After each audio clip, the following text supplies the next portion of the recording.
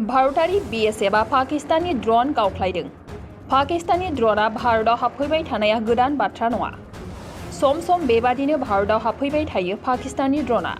नाथाय खनले भारतारि रौनिया हान्जानि गोख्रों हाबा मावबाय थानायाव गावख्लायजाबाय थायो। बेबादिनो फिन थांनाय मोनानि 9:15 रिंगासोआव पान्जाबनि अमृतसराव थानाय बर्डार आउटपस्ट ओनसोलाव 22 बेटालियननि BSF हान्जाया पाकिस्ताननि अक्ट'कप्टार ड्रनखौ गावख्लायदों। BSF हान्जाया फोरमायनाय बादिब्ला अक्ट'कप्टार ड्रनआ 12 केजिनिमोन। लोगोसे थांनाय साननैसोनि गेजेराव बेबादिनो खेबनै पाकिस्ताननि ड्रनखौ गावख्लायनो मोनबाय होननानै मिथिहोबावदों BSF हान्जाया। भारतारि BSFआ पाकिस्ताननि ड्रन गावख्लायदों। पाकिस्ताननि ड्रनआ भारतआव हाबफैबाय थानाया गोदान बाथ्रा नङा। सम सम बेबादिनो भारतआव हाबफैबाय थायो पाकिस्ताननि ड्रनआ। नाथाय खनले भारतारि रौनिया हान्जानि गोख्रों हाबा मावबाय थानायाव गावख्लायजाबाय थायो। बेबादिनो फिन थांनाय मोनानि 9:15 रिंगासोआव पान्जाबनि अमृतसराव थानाय बर्डार आउटपस्ट ओनसोलाव 22 बेटालियननि BSF हान्जाया पाकिस्ताननि अक्ट'कप्टार ड्रनखौ गावख्लायदों। BSF हान्जाया फोरमायनाय बादिब्ला अक्ट'कप्टार ड्रनआ 12 केजिनिमोन। लोगोसे थांनाय साननैसोनि गेजेराव बेबादिनो खेबनै पाकिस्ताननि ड्रनखौ गावख्लायनो मोनबाय होननानै मिथिहोबावदों BSF हान्जाया।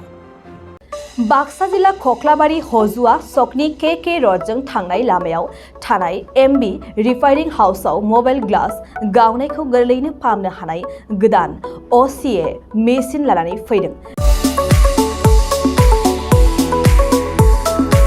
नोंथांमोना खम बेसेनावनो गावनि मबाइल ग्लास बायनायखौ MB रिफाइनिं हाउसआव फाहामनो हागोन।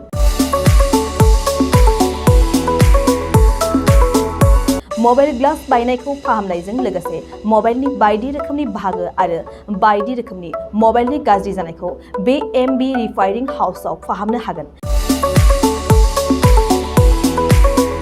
बायदि रोखोमनि mobile glass, mobile temper, mobile charge, headphone, pen drive, memory आरो mobile battery, computer, mouse, computer keyboard आरो मबाइलनि बायदि रोखोमनि बाहागोफोरखौ मोननो हागोन।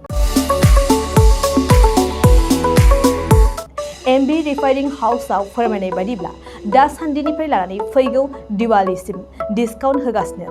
मख'नो गोनांदि MB रिफाइनिं हाउसआव गुबुन हादोर एबा भुटान हादरनिफ्राय माखासे सुबुंफोराबो बायदि रोखोमनि मबाइलफोरखौ फाहामथाय होफैयो।